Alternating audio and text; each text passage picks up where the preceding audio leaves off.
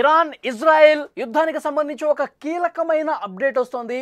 Iran Israel యుద్ధ బీభత్సం కొనసాగుతూనే ఉంది. టెల్ అవీవ్ పై మిసైళ్ల వర్షం కురుస్తోంది. మంటల్లో టెల్ అవీవ్ నగరం కాలిపోతున్నటువంటి పరిస్థితి. హైఫా నగరంపై Iran ballistic missiles, Israel play school మీద కూడా ఇరాన్ దాడి చేసిన పరిస్థితి. ఇరాన్ దాడులను ఇజ్రాయెల్ తిప్పికొడుతోంది, చాలా ధీటుగా స్పందిస్తోంది. ఇరాన్ ఫైటర్ జెట్స్ ను ఇజ్రాయెల్ పేల్చేసింది. బ్రేకింగ్ న్యూస్ మీరు చూస్తున్నారు. 8 రోజులుగా ఎడతెరిపి లేకుండా భీకరంగా బాంబులు వేసుకుంటుంది. పశ్చిమాసియాలో రావణ కాష్టం రాజేసినటువంటి పరిస్థితి. ఇజ్రాయెల్ ఇరాన్లు సైతం పోరు పంథాలో పయనిస్తున్నాయి. పోటాపోటీగా క్షిపణులు జారబిడిస్తూ రెండు దేశాల్లో కూడా ఉద్రిక్తతలు అమాంతం పెంచేసిన పరిస్థితి. ఇజ్రాయెల్ను మరింత దెబ్బ కొట్టేందుకు ఇరాన్ తన వద్ద పోగుబడిన క్లస్టర్ బాంబులను ప్రయోగించింది. ఇరాన్ క్లస్టర్ బాంబుల్ని ఉపయోగించడం ఇదే ఫస్ట్ టైం. ఇజ్రాయెల్లోని Tel Aviv, Haifa, Beersheba, Rehovot నగరాలు పలు ప్రాంతాలపై క్లస్టర్ బాంబులు వేయడంతో పెద్ద సంఖ్యలో భవనాలు ధ్వంసమవుతున్నాయి. విజువల్స్లో మీరు చూస్తున్నారు. తీర ప్రాంత నగరమైన హైఫాలో భవంతులు చాలా తీవ్రంగా దెబ్బతిన్నటువంటి పరిస్థితి. ఈ ఘటనలో పదుల సంఖ్యలో జనం గాయపడ్డారు. రక్తమోడుతూ జనం వీధుల్లో పరిగెడుతున్నటువంటి దృశ్యాలు ప్రస్తుతం మీడియాలో కనిపిస్తున్నాయి. ఇరాన్ దాడులను ఇజ్రాయెల్ కూడా అంతే ధీటుగా తిప్పికొడుతోంది. ఇరాన్ ఫైటర్ జెట్స్ను పేల్చేసినట్టు ఇజ్రాయెల్ కూడా ప్రకటిస్తోంది. ఇరు దేశాల మధ్య యుద్ధం కారణంగా ఇరాన్లో 263 మంది పౌరులు, 154 మంది సైనికులు, 657 మంది మొత్తం ప్రాణాలు కోల్పోయిన పరిస్థితి. 2000 మందికి పైగా గాయాల పాలయ్యారు. ఇరాన్ దాడుల్లో కూడా ఇజ్రాయెల్లో పదుల సంఖ్యలో చనిపోగా భారీగా ఆస్తి నష్టం సంభవించినట్టుగా తెలుస్తోంది. విజువల్స్లో మీరు చూస్తున్నారు. ఇరాన్ ఇజ్రాయెల్ భీకర దాడులతో టెల్ అవీవ్ నగరం పూర్తిగా మంటల్లో చిక్కుపోయినటువంటి పరిస్థితి ఉంది.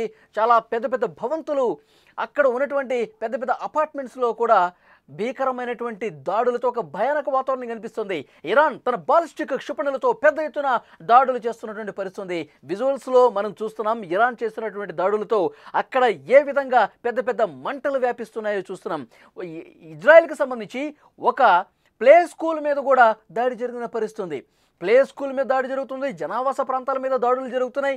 ఇరాన్ బాలిస్టిక్ క్షిపణులు నేరుగా వచ్చి ఇజ్రాయెల్కి సంబంధించినటువంటి పెద్ద పెద్ద ఆసుపత్రుల మీద కూడా దాడులు జరుగుతున్నాయి. బాలిస్టిక్ క్షిపణులతో నేరుగా హాస్పిటల్ మీద దాడి చేసిన పరిస్థితి మనం మొన్ననే చూసాం. ఇజ్రాయెల్ హాస్పిటల్ ఏ విధంగా ధ్వంసమైందో చూస్తున్నాం. ఈరోజు ప్లే స్కూల్ మీద కూడా దాడి జరిగినటువంటి పరిస్థితి. ఇజ్రాయెల్ మొదటి నుంచి చెప్తుంది, మేము మీ యుద్ధ స్థావరాల మీద చేస్తూ ఉన్నాం, మీ అణు కేంద్రాల మీద దాడి చేస్తూ ఉన్నాం, మీ సైనిక స్థావరాల మీద దాడి చేస్తూ ఉన్నాం, మీ చమురు క్షేత్రాల మీద దాడి చేస్తున్నాం. కానీ మీరేం చేస్తున్నారు? మీరు జనావాసాల మీద దాడి చేస్తున్నారు, ప్లే స్కూల్స్ మీద దాడి చేస్తున్నారు.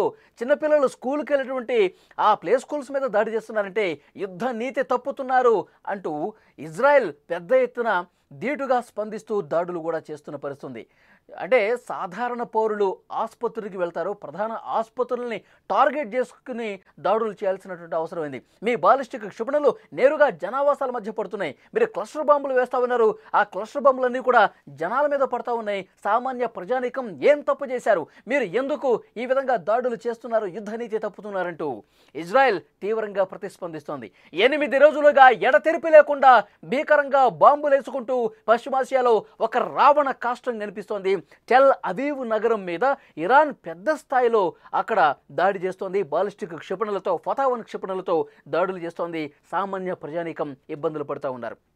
ముఖ్యంగా రెండు దేశాల్లో ఉద్రిక్తతలు ఏ స్థాయిలో ఉన్నాయంటే ఒక్కసారిగా అమాంతంగా పెరిగిపోయినటువంటి పరిస్థితి ఉంది. ఆ దాడులకు సంబంధించినటువంటి దృశ్యాలు మనం చూస్తూ ఉన్నాం. టెహరాన్ సహా ఇరాన్లోని ఇతర ప్రాంతాల్లోని పలు లక్ష్యాలపై ఇటు ఇజ్రాయెల్ కూడా యుద్ధ విమానాలతో విరుచుకుపడింది. పశ్చిమ ఇరాన్లోని బాలిస్టిక్ క్షిపణుల తయారీ కేంద్రాల మీద 25 యుద్ధ విమానాలతో దాడులు చేయడంతో తీవ్రంగా నష్టం వాటిల్లిన పరిస్థితి. కాస్పియన్ సముద్రం సమీపంలోని రాస్తు నగరం మీద కూడా టెల్ అవీవ్ బాంబులతో విరుచుకుపడింది. దీనికి ప్రతిగా ఇరాన్ కూడా గోలన్ హైట్స్లోని అనేక ప్రాంతాల్లో సైరన్లు మోగిస్తోంది. ఇరాన్ ప్రయోగించిన అనేక డ్రోన్లను జనావాసాలు లేని ప్రాంతాల్లో కూల్చేయడంతో ప్రజలకు ఎటువంటి హాని కలగలేదని ఇజ్రాయెల్ చెప్పింది. ఇక నిన్ననే ఐడిఎఫ్ సిబ్బందితో జరిగిన సమావేశంలో ఇజ్రాయెల్ రక్షణ మంత్రి కీలక ఆదేశాలు ఇచ్చారు. ఇరాన్ పాలనను అస్థిరపరచాలి, దాడులు మరింత తీవ్రతరం చేయండి, ఇరాన్ ప్రభుత్వ కేంద్రాలు కావచ్చు, సంస్థలు కావచ్చు, మౌలిక సదుపాయాలు, ఆస్తుల లక్ష్యంగా చేసుకోవాలని చెప్పాడు ఆయన. టెహరాన్లోని శక్తివంతమైన బాసేజ్, ఇస్లామిక్ రివల్యూషనరీ గార్డ్ కాప్స్ వంటి కేంద్రాలు ధ్వంసం చేయండి అని చెప్పాడు. ఇరాన్ ఇజ్రాయెల్ మధ్య యుద్ధాన్ని ఆపటానికి తీసుకోవాల్సిన దౌత్యపరమైన నిర్ణయాలపై చర్చలు జరిపేందుకు యూరోపియన్ విదేశాంగ మంత్రులు ప్రస్తుతం ఇరాన్ విదేశాంగ శాఖతో కూడా చర్చలు జరుపుతున్నారు. కానీ చర్చలు ఏమాత్రం కొరికి రావటం లేదు. రెండు దేశాలు విపరీతంగా దాడులు చేసుకుంటున్నాయి. బాలిస్టిక్ క్షిపణులతో, ఫతావన్ క్షిపణులతో పెద్ద ఎత్తున దాడులు చేస్తున్నాయి. దాడులకు సంబంధించిన దృశ్యాలు మనం చూస్తున్నాం.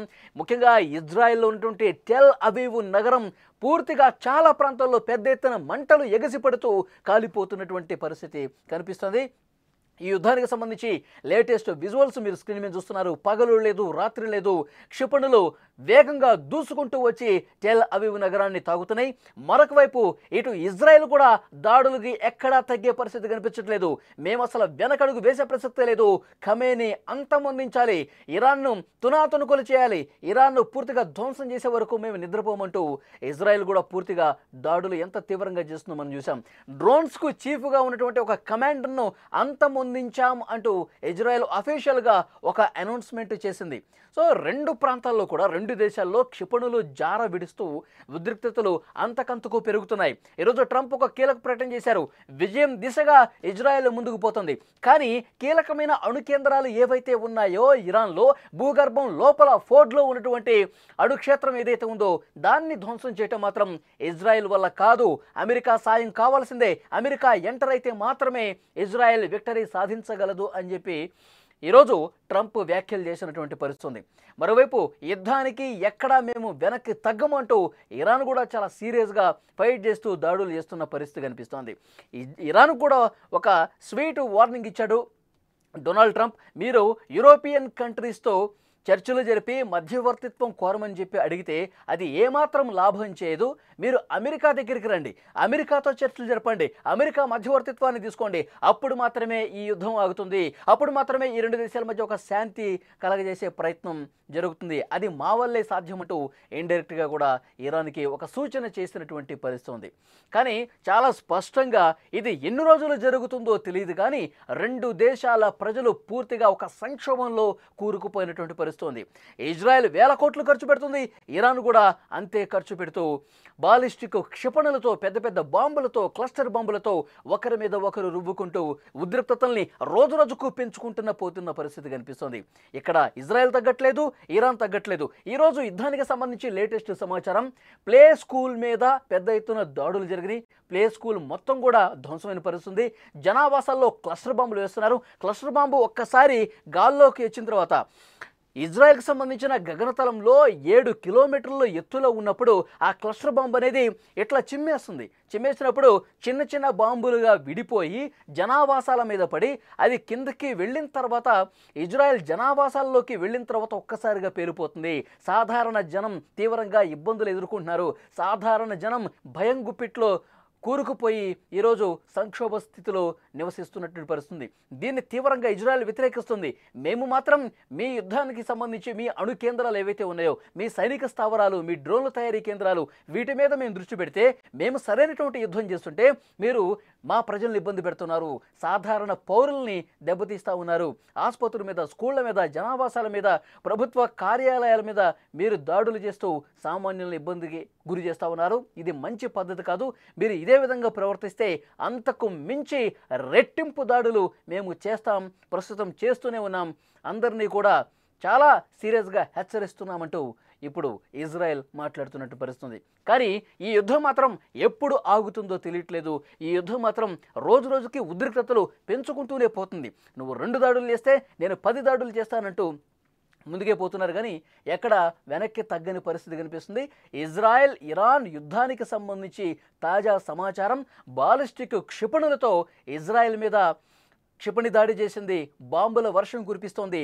టెల్ అవీవ్లోని తాజా దృశ్యాలు మీరు చూస్తూ ఉన్నారు.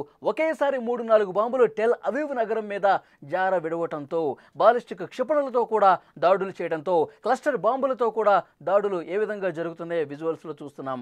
పూర్తిగా అక్కడ ఉన్నటువంటి నివాస ప్రాంతాలు, అక్కడ ఉన్నటువంటి అపార్ట్మెంట్స్ మీద, సాధారణ జనజీవనం ఉండేటువంటి ప్రాంతాల్లో దాడులు జరుగుతున్నాయి. అక్కడ ఇజ్రాయెల్లో ఉన్నటువంటి ప్రజలు అక్కడ నరకం చూస్తున్నటువంటి సిచ్యువేషన్ చాలా స్పష్టంగా కనిపిస్తుంది. దాడులకు సంబంధించిన దృశ్యాలు మీరు స్క్రీన్లో చూస్తున్నారు.